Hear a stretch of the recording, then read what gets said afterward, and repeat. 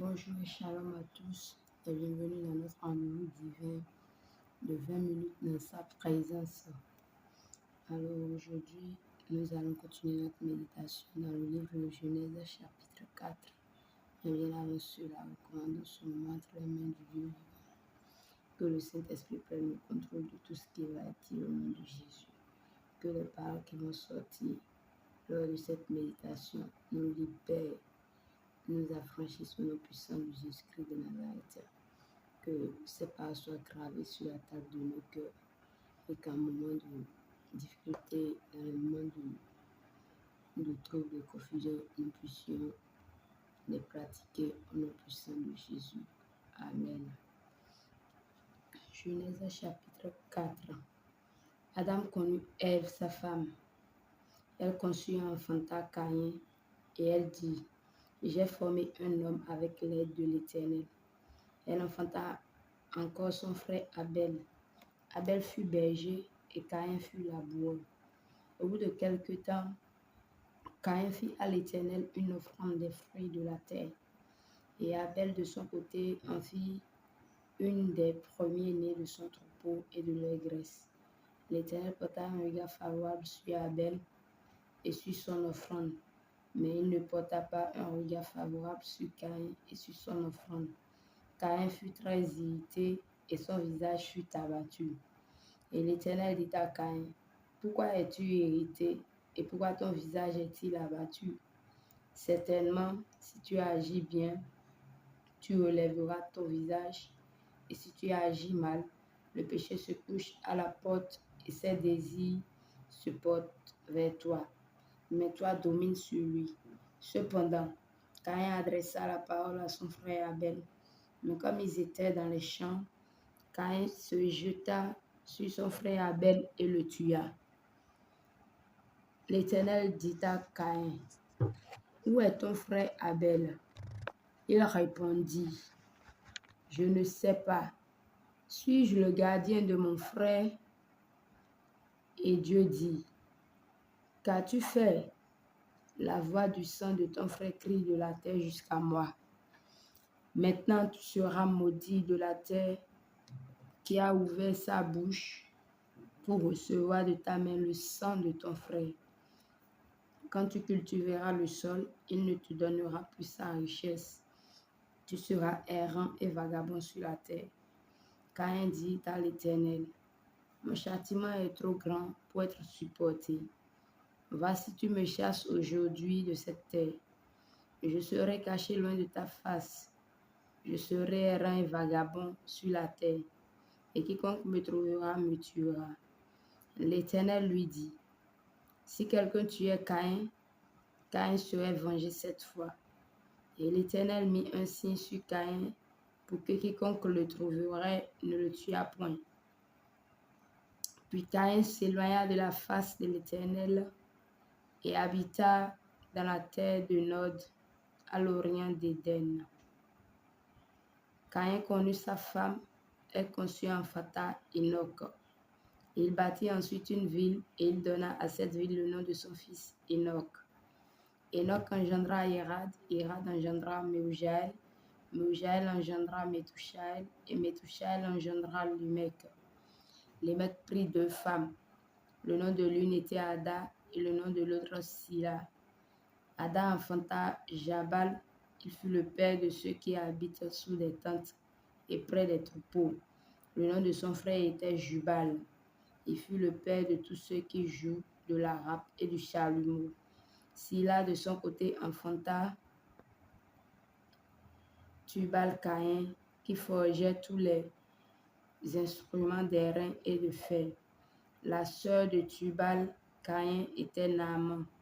Lémec dit à ses femmes, Ada et Silla, écoutez ma voix. Femme de Lémec, écoutez ma parole. J'ai tué un homme pour ma blessure et un jeune homme pour ma maîtressure. Caïn serait vengé 7 fois et Lémec 77 fois. Adam connut encore sa femme.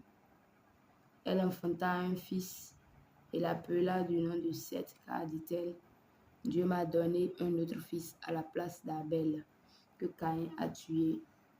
Seth eut aussi un fils et il l'appela du linoche. C'est alors que l'on commença à invoquer le nom de l'Éternel. Amen.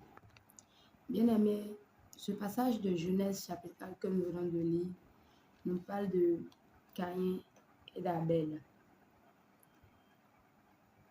Et nous avons vu là comment Adam a connu Ève, sa femme, et comment Ève conçut et enfanta Caïn. Et après, elle enfanta encore son frère Abel. La Bible nous dit que Abel fut berger et Caïn fut laboureur. Nous allons parler, pendant que je lisais le passage, je voudrais que nous nous exhortions sur notre cœur. La Bible dit que Abel fut berger et Caïn fut laboureur.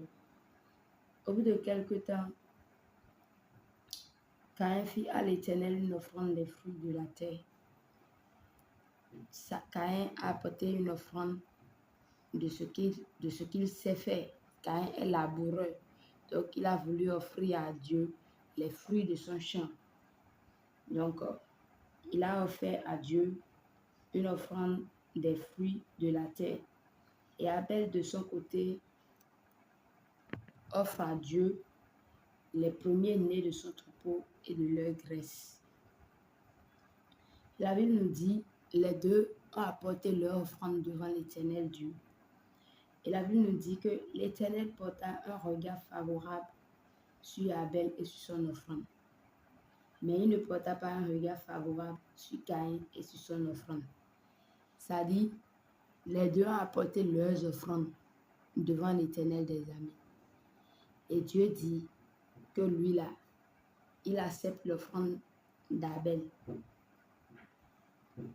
La Bible dit, il porta un regard favorable sur Abel. D'abord, il accepte Abel.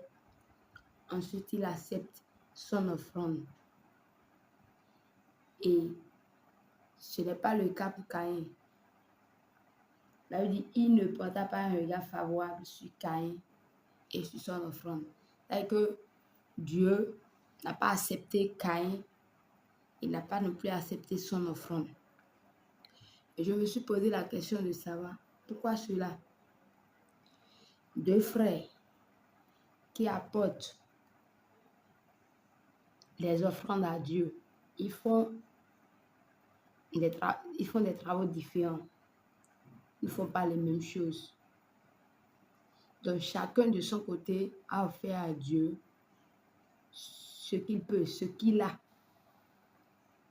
Mais la Bible nous dit que Dieu a accepté l'un et son offrande. Et Dieu n'a pas accepté l'autre et son offrande. Pourquoi cela? Je me suis posé la question de savoir pourquoi cela? Pourquoi Dieu a-t-il accepté Abel et son offrande et n'a pas accepté Caïn et son offrande? Qu'est-ce qui s'est passé? Qu'est-ce qui n'a pas marché?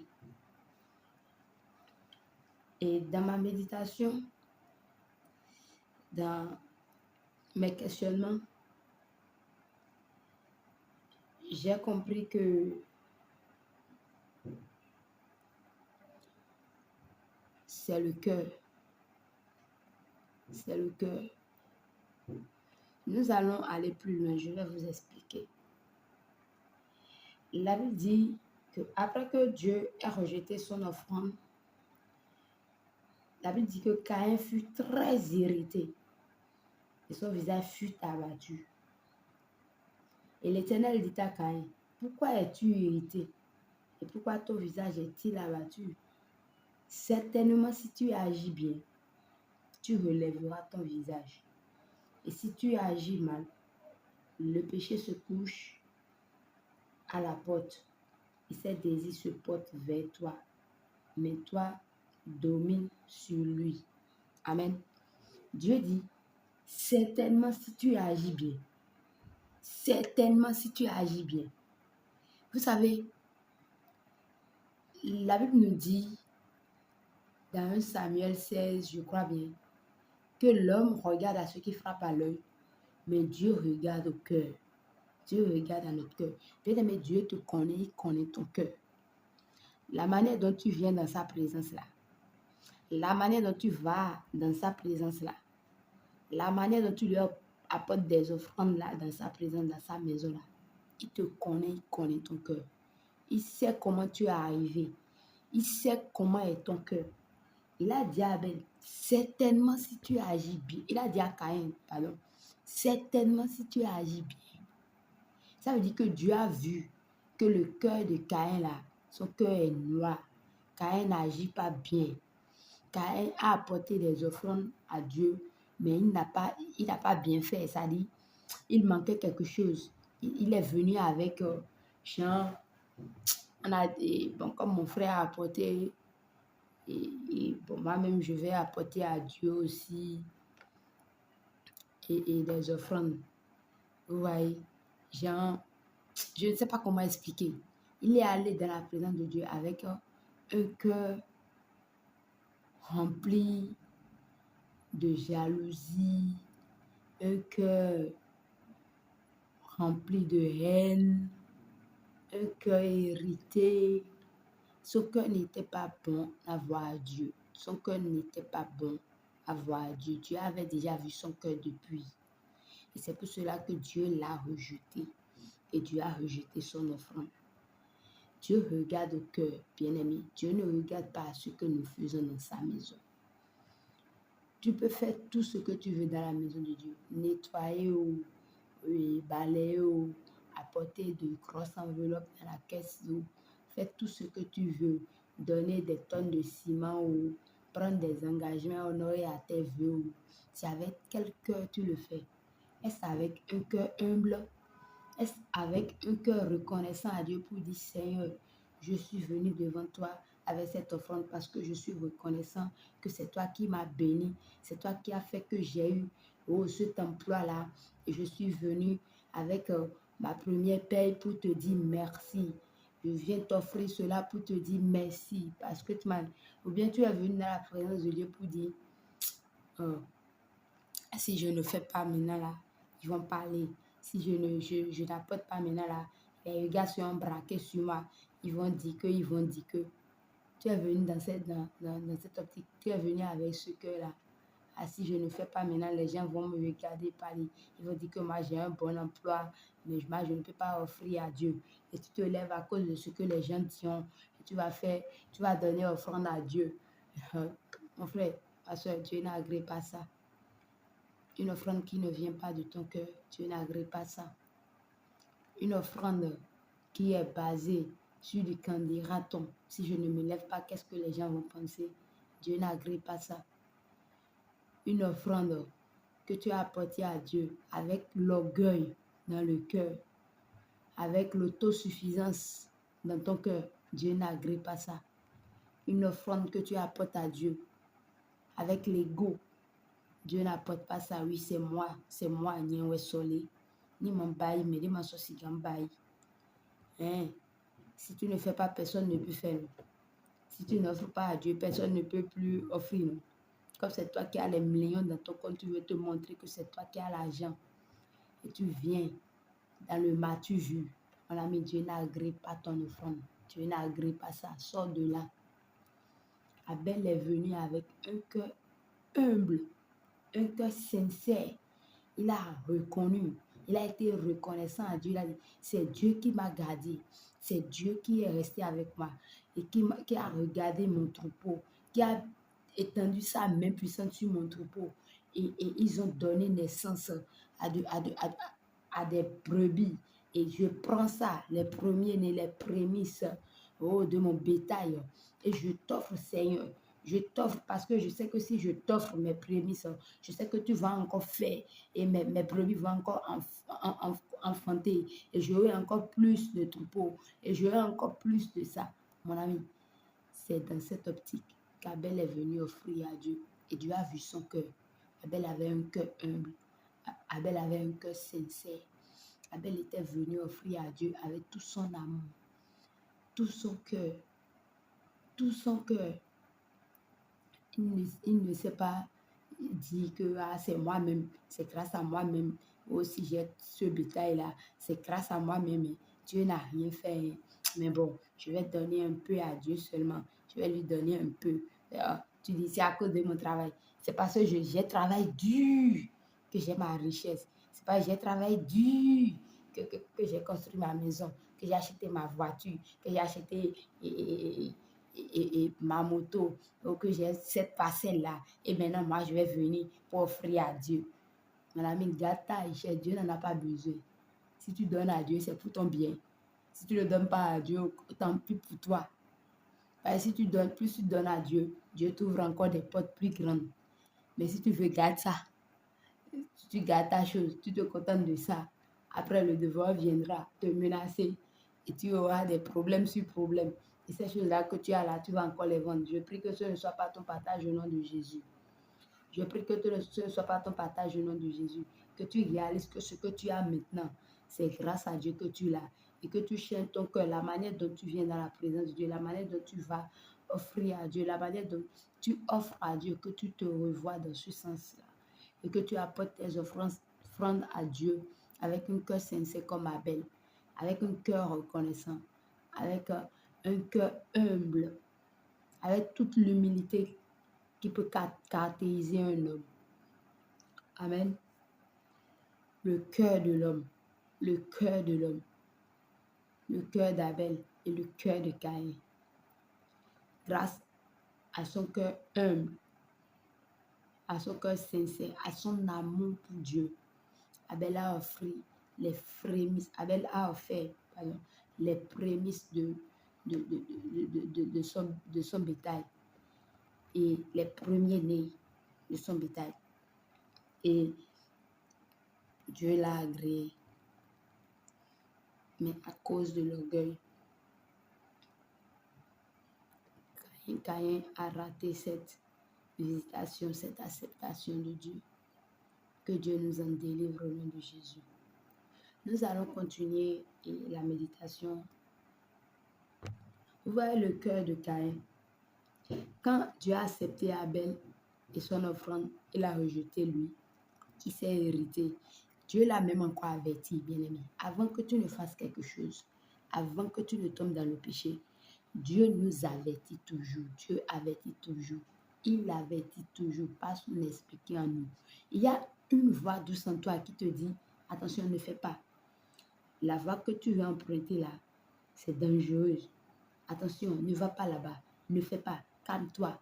Parfois, nous fermons nos oreilles à ces avertissements de la part de l'Éternel Dieu. Nous fermons nos cœurs et nous commettons les erreurs avant de réaliser maintenant que, ah tiens, mais je suis tombé dans le péché. Bien aimé, avant que tu ne tombes dans le péché, Dieu t'a dit averti. Dieu a averti Caïn, Dieu a dit que le péché se couche à la porte et ses désirs se portent vers toi. Mais toi, domine sur lui. Ce que tu as dans ton cœur là, Dieu a déjà vu le cœur de Caïn. Quand Dieu a accepté Abel et Dieu l'a rejeté, il s'est irrité. Il a développé une haine contre son frère. Vous voyez son cœur? Il a développé une haine contre son frère. Genre comme si c'est à cause de son frère que Dieu l'a rejeté. Et c'est ça que j'ai dit dans Genèse chapitre 3. Que parfois, quand nous commettons des erreurs, au lieu de reconnaître nos erreurs, de revenir, de faire un check-up de notre vie et de reconnaître cela, de demander miséricorde et de sortir là, nous cherchons des boucs émissaires. Toi-même, ton cœur est mauvais. Hein, ton cœur est mauvais. Tu es allé dans la présence de Dieu avec un cœur rempli d'orgueil. Et Dieu ne t'a pas agréé. Maintenant, tu penses que ce n'est pas à cause de ton frère que Dieu t'a rejeté. Et tu vas maintenant te jeter sur ton frère pour le tuer. Vous voyez comment si nous refusons de prendre nos responsabilités, vous voyez tout ce que ça crée. Au lieu de se revoir, de dire pourquoi Dieu m'a rejeté, pourquoi Dieu a accepté Abel, pourquoi Dieu m'a rejeté, et de se revoir et de changer. Non, tout ce qu'il a trouvé de mieux à faire là, c'est de se jeter sur son frère et de le tuer. C'est de jeter son dévolu sur son frère. De dire que c'est à cause de lui que Dieu m'a rejeté. Bien aimé, si tu fais quelque chose et ça ne te va pas, Ne regarde pas à côté de toi pour dire que c'est à cause de celui-là que ça ne marche pas. C'est à cause de lui-là que ça ne marche pas. C'est à cause d'elle-là que ça ne marche pas. C'est parce qu'elle est dans la boîte-là que le boss ne me voit pas. C'est parce qu'elle est dans la boîte-là que le boss ne me calcule pas. C'est parce qu'elle elle est préférée du boss-là. C'est pour cela que le boss-là, il ne regarde plus à moi. Quel que soit ce que je fais là, ce n'est pas bon pour le boss. Bien aimé, comment tu fais ça? Ce que tu fais là, comment tu fais ça? Avec quel que tu fais ça pour que le boss te voie et t'agrée. Nous arrêtons de chercher des boucs émissaires. Arrêtons quand nous faisons mal. Arrêtons de toujours vouloir jeter le tort sur autrui. Personne ne t'a rien fait. Tu es ton propre responsable. Dans la situation que tu traverses, dans ce que tu vis là, tu es ton propre problème. Tu es ton propre problème. Tu es responsable de ça. Personne n'est responsable de ça. Revois-toi. Revois-toi. Il se jette sur son frère et il le tue. Vous voyez le cœur de l'homme. Vous voyez le cœur de l'homme. Que Dieu nous délivre de ce cœur, de la jalousie, de la haine. Et qu'il nous accorde la grâce de reconnaître nos erreurs et de revenir en arrière pour cela. Dieu te délivre le sang au nom puissant de Jésus. Amen. Je voudrais nous exhorter à cultiver le cœur de Dieu. Regardons le cœur de Dieu dans les versets suivants. Quand Abel a tué et quand Caïn a tué Abel, bon, Dieu, je vais sauter les versets. Dieu l'a fait chose là, Dieu lui a posé des questions, il a dit, bon, Dieu l'a, le châtiment est tombé. Alors, je vous ai dit, derrière chaque péché, il y a toujours une conséquence. Quand vous péchez, même si Dieu pardonne, il y a toujours une conséquence qui suit. Et la conséquence, c'est que Dieu a chassé Abel et Caïn de la terre où il se trouve. Dieu l'a chassé de sa face. Je vous ai dit que le péché nous cache la face de Dieu. Voilà ça. Caïn a péché et Dieu l'a chassé loin de sa face. Et il dit à Dieu, mon châtiment est trop grand pour être supporté. Voici, tu me chasses aujourd'hui de cette terre. Je serai caché loin de ta face. Je serai errant et vagabond sur la terre, et quiconque me trouvera me tuera. Vous voyez, il a été chassé de la présence de Dieu. La couverture de Dieu n'est plus sur sa vie. Caïn reconnaît que ça là, Dieu m'a ôté sa couverture. Donc je suis à découvert. Si je sors maintenant, quelqu'un peut me voir et me tuer. Quand tu pêches, tu es à découvert. Quand tu pêches, quand nous pêchons, nous sommes à découvert. Dieu nous cache sa face et nous sommes à découvert. Donc l'ennemi peut nous fléchir à tout moment. L'ennemi peut t'envoyer des flèches à tout moment. À tout moment, tu peux être atteint des flèches de l'ennemi. Alors, quand il a dit ça, Dieu lui a dit, si quelqu'un tuait Caïn, Caïn serait vengé cette fois, et l'Éternel mit un signe sur Caïn pour que quiconque le trouverait ne le tuât point. Vous voyez le cœur de Dieu. Malgré que Caïn ait péché, Caïn a péché, et Dieu l'a chassé loin de lui. Dieu l'a renvoyé de cette terre où il se trouvait. Il l'a envoyé loin. Il dit à Dieu, tu me chasses. On va me tuer. Je suis à découvert. Je n'ai plus ta protection sur ma vie. On va me tuer. Dieu n'a pas regardé au péché de Caïn. Dieu a encore mis une marque sur lui, sa marque de protection. Et malgré que Caïn serait loin de Dieu, serait loin de la face de Dieu, à cause de la marque que l'Éternel a mise sur lui, personne ne peut le tuer. Personne ne peut le tuer. Parce que la Bible a été très explicite que Dieu mit un signe sur Caïn pour que quiconque le trouverait ne le tuât pas. Ça dit, Dieu a mis une marque sur lui. Et peu importe, partout il passera.